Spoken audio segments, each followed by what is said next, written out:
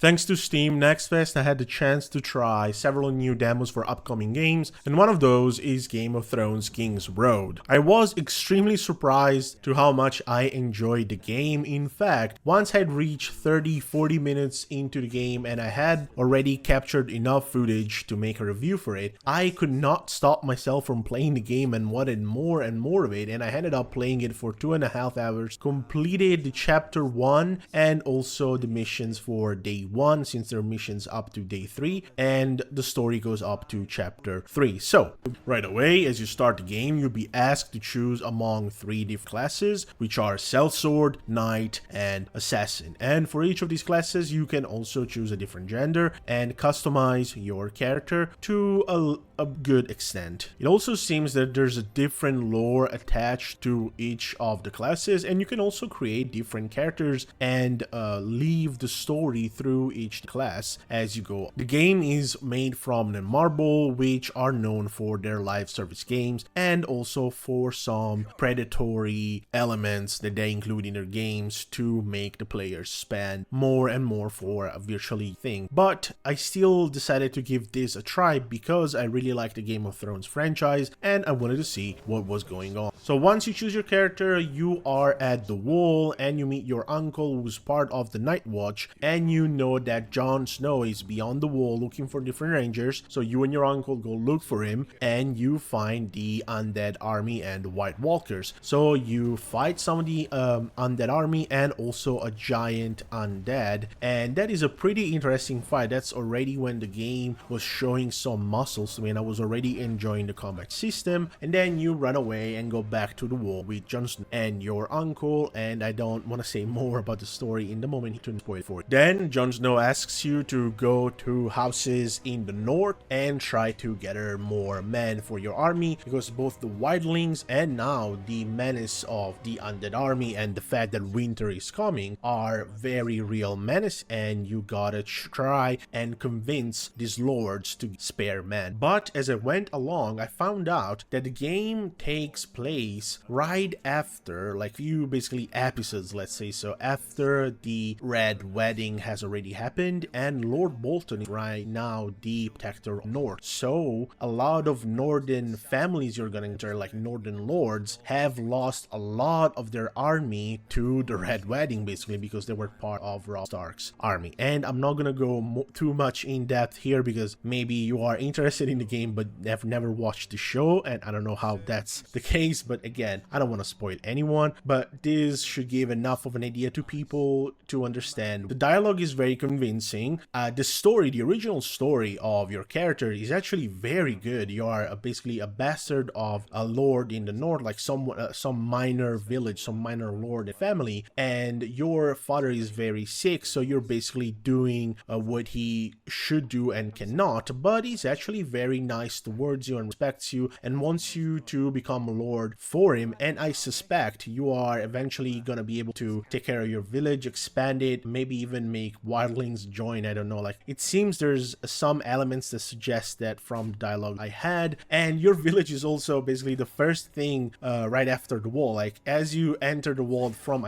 outside, you like do, like, I don't know, 500 meters and then there's your village. So it's gonna be basically a very important defense mechanism later in the story, of course. Now let's talk about the gameplay while still talking about the story a little. So once you're outside the wall and you gotta go back to your village, you actually have a mission first to recover one of your basically underlings, like a warrior that fights for you, and you have to fight some wildlings. And the game shows you also stealth gameplay, how to be stealthy, how to fight in battle, how to explore a little. The environments are not very responsive, like completely unresponsive. Basically 99% of the things you cannot destroy, you cannot attack random NPCs, so it's not that type of in-depth RPG, and I was not expecting that for sure. But in 2025 that could make some people, you know, completely be put completely off, and that's completely understandable.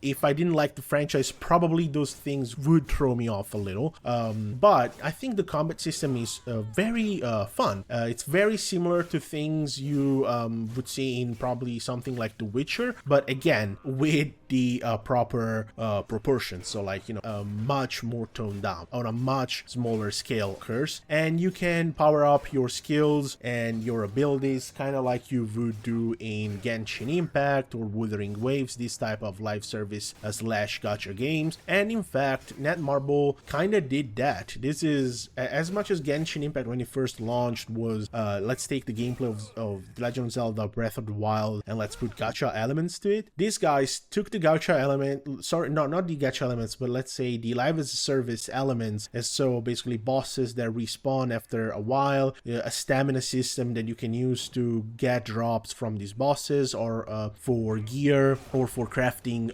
materials to craft accessories and stuff like that, which was very, very similar to Genshin Impact, how it works, and even how it is in the start menu. I hope I put some footage there to make my idea be expressed better to those who have, some familiarity with these types of games. And they fused it with the gameplay of The Witcher 3 type of games that are similar to that, but again, on a much smaller scale, of course. But it manages to stay interesting, and there's also a nice variety of like enemy NPCs already. And I just started just chapter 1. I even fought the Children of the Forest, which are this repeatable battle that I didn't expect at all. You encounter a pack of wolves, you get treasure here and there. There's also little puzzles on the map that you can do to get some rewards and gear. So again, it does manage to stay interesting for sure. And again, what I really liked is the dialogue that you can do in the story with the NPCs, and also the fact that there are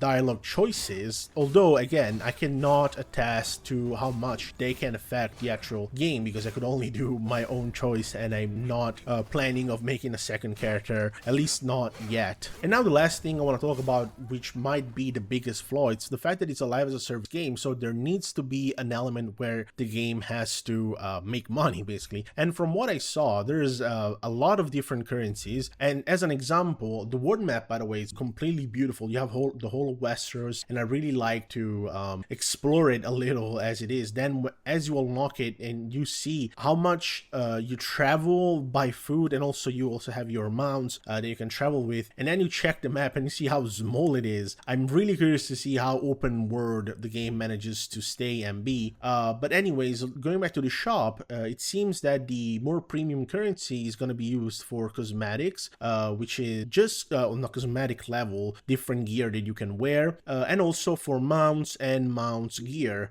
which seems to affect stats, although the ones you can buy right now all have the same stats. So you have like horses, you have your dire wolves, etc. And then there's also currency like event currency with which you can buy gear, and also in-game currency that you can farm, which you can buy gear. So again, they're managing to stay pretty fair, it seems. But again, only time will tell how fair they can stay with that. But with that said, I want to know what you guys think about the game if you tried it. I stay interested in this, and as of right now, I would give it a pass, as in, hey, I want to invest even 10 hours it is and see how much it attracts me in and manages to pull me in. But I want to know what you guys think. So in the meantime, take care of yourselves, stay healthy, and bye bye.